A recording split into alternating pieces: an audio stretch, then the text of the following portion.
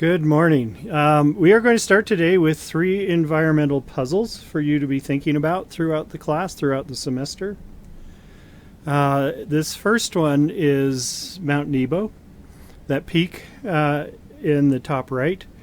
And it's the highest peak in the Wasatch. It's the farthest south peak in the Wasatch, and it's 2 counties down. And something interesting has been proposed for here, and that is the state, the Division of Wildlife Resources, has proposed putting mountain goats on this mountain. The Forest Service is not a fan of that idea. They're not native to Utah. It's an exotic species. It's an alien species. No evidence whatsoever that we ever had native goats in Utah. But the wildlife biologists and people who hunt think they're cute, and they also think they're good hunting game. What you can see in these pictures is the biggest concern for the Forest Service. They don't want an alien species. There are plenty of goats that have been moved into Utah already. But there are problems where the goats are already up more towards Salt Lake, on Timpanogos, on Box Elder Peak. And the problem places are where the terrain is very steep.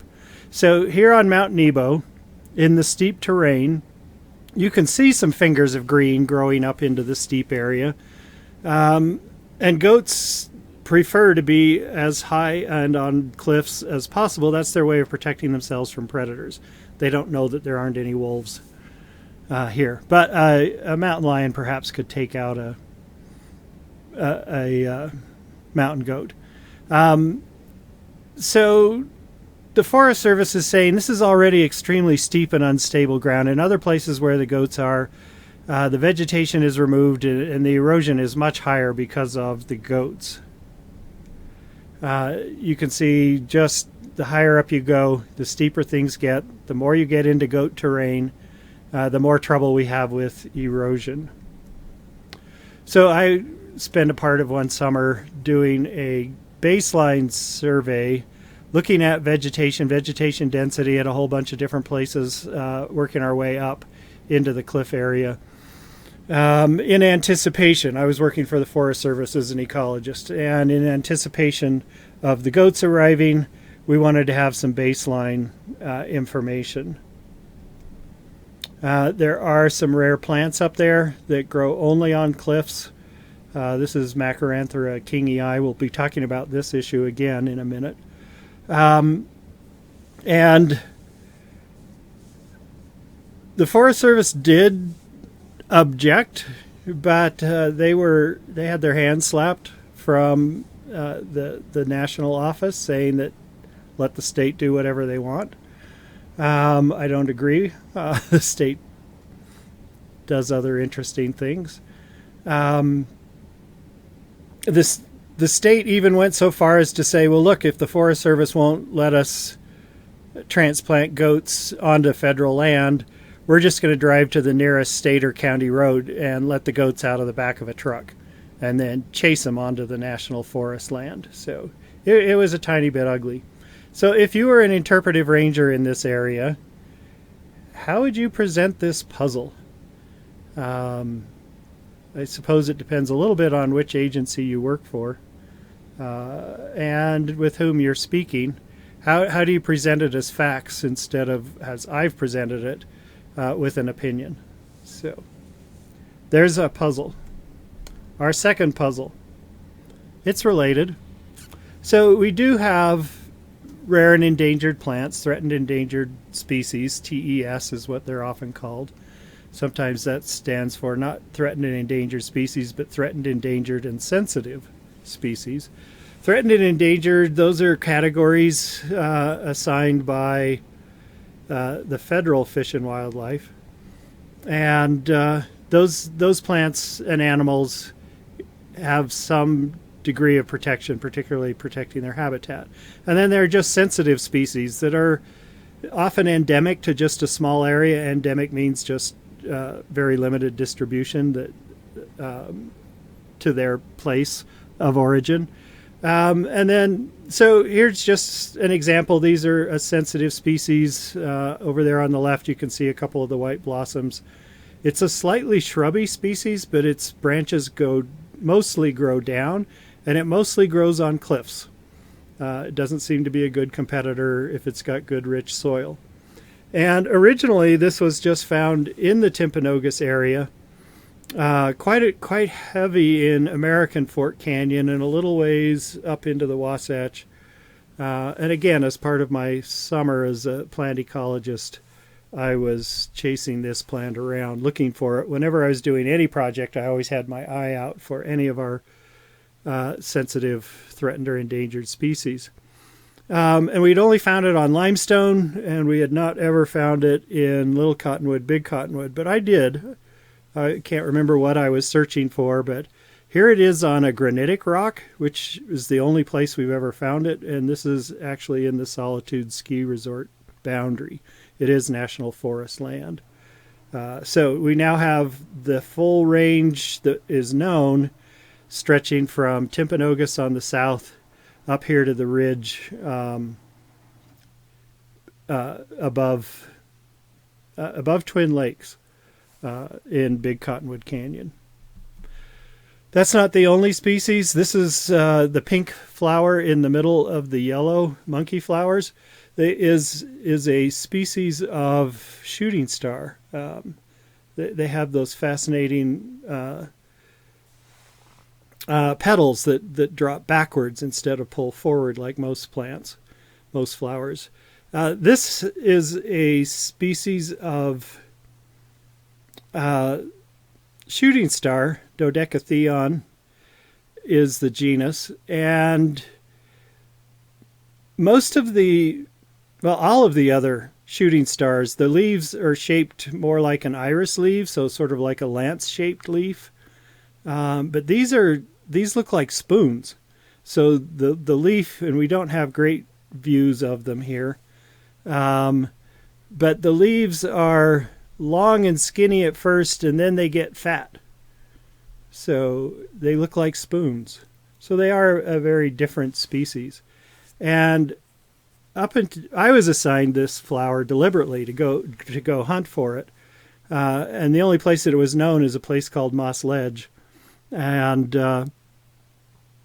what I found at Moss Ledge is that it always grew with this yellow monkey flower. There's also a fuchsia monkey flower, and that grows only in springs and weeps where the rock is wet from water soaking out. So you can barely pick out in the bottom picture some of the yellow flowers and just a couple of the pink shooting stars. And this is one of the sites that I found that's about a mile away from the original place that was its only place to be known, that of Moss Ledge. And what I did was all of the springs and seeps and weeps that I knew about in that area, and I just kept expanding and walking farther away. And it was pretty easy to spot these yellow flowers or their fuchsia cousin. And then I would go and inspect for shooting stars. And I did find some. Here's another one. This is a Lepidium. It's in the mustard family. And this one's mostly found in big cottonwood, but it's quite abundant in big cottonwood.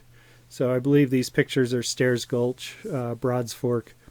And where you do find it, it's very abundant. You don't have to search hard once you're in the right area. So although its range is limited, it's doing quite well in that range. Unlike the shooting star, and there are very few of them. And then why do we bring these up? Because there are many others, and these are often cliff-dwelling plants, which makes me think that the more rare ground-dwelling plants got eaten up by sheep or something, or they just don't compete well there.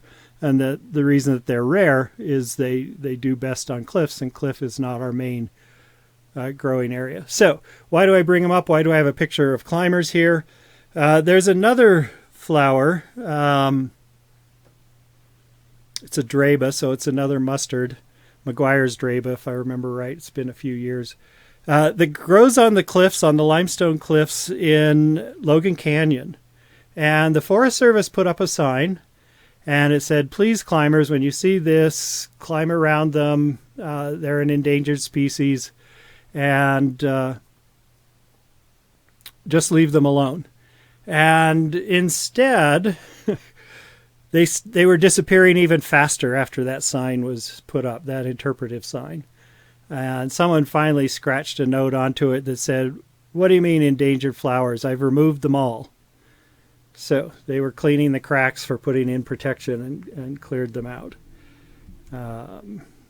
Let's see, I'm not quite through with that story. That we did find a batch of these flowers along one low angle cliff up in the Snow Basin area, so south of Logan. And unfortunately, it was right where they wanted to put the start of the men's downhill run for the 2002 Olympics. And they had to take the order all the way up to the president of the United States to blast that cliff so that it would meet the proper width, the top of the chute. They just put in a temporary lift up there for the skiers, but we lost them all. We lost all of the Draba. Okay, so yes, presidents they have a lot of power. Okay, here's number 3. So this is up north of Nome, and let's see, we are probably going to show up here in the next, there we go. So Nome is down in here, and this is the other, across the peninsula. Selawik is over this way, Kotzebue up here, Candle, Alaska is down here. And yes, this is Russia. So this is across the Bering Strait. This is they're working on this to be an international park, Beringia International Park. So, but they're also trying to work out the rules, what's acceptable, what's not. This is an inhabited peninsula by native Alaskans. And it's rolling country, way north of tree line, and you do get some tall willows, but that's about it. And they're native villages. So here you are looking at it. It's mostly sedges. Those little white things are the flowers of sedges, some grasses, and a lot of lichens. Big foliose lichens that look like cabbage or lettuce, not like the lichens that we see growing on rocks and trees around here. Anyway, this is caribou country or reindeer country if they're domesticated. And that's one of the issues coming up, is the native Alaskans who live in that area, live down in Candle. A lot of their life is subsistence, and they do have to harvest anything they can, mainly salmon and caribou, to survive in their native lands. So I was again sent up here, this time by the University of Alaska, Fairbanks, and to do ground survey, just baseline survey. So there's a close-up of the different lichens. Those are the more crustose. That's not a good picture of the foliose lichens. Lots of grasses and sedges. So we're just laying down a bunch of transects because what's being considered in this Beringia International Park is allowing the native Alaskans to run reindeer herds, so semi-domestic caribou herds, which would greatly increase the number, and they would do some herding of them. So, yeah, how much of a change in vegetation should be acceptable? How much loss in vegetation would be acceptable before they need to shrink the size of their herds? So it's a real questionable form of stock raising, because the reindeer that are semi-domesticated out of Lapland, so the northern Scandinavian countries, have a different look. They have domesticated, at least so that they're patchy and more colorful instead of the more one or two colors that our caribou have. So, and then they're not very domesticated. They are not coming home at night the way you might get dairy cattle to. So the chance of interbreeding is extremely high. So is this a good thing? Is this a way to support them? It's sort of subsistence, but modified subsistence. It's still using caribou. It's still using reindeer to support the native tribes. So here's Candle, Alaska, salmon fishing along that river, and eating caribou and anything else they can catch. There are probably bears up there too. Village life is very simple. There's no road to here, so they must have brought that truck in over the ice in the middle of the winter. No plumbing, outhouses. You have to go get your water out of the river. The sinks just drain into a bucket. So it's not a lifestyle we're used to. And you can see here they're drying salmon roe. And there's an American caribou, North American caribou. They're not patchy. They do have the white neck and rump. Yeah, this is down in Denali. This is quite a bit farther south. This is almost to Anchorage. That's why there are trees.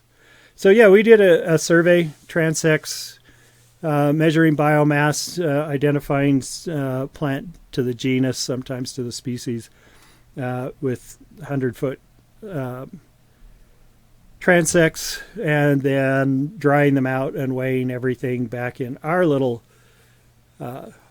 house down there in Candle.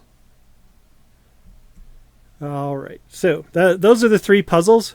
How do you present those? These are interesting environmental issues. How would you present them? We've done topic and theme on another day. This is in a different order than we sometimes teach it. So, yeah, the last of this is just think about, as an interpreter, what kind of well, I've given you these three topics. What are the themes that you might be able to develop out of those topics? And puzzles are interesting. People love solving puzzles. So puzzles is a way to present with interpretive talks, including yours coming up in Capitol Reef.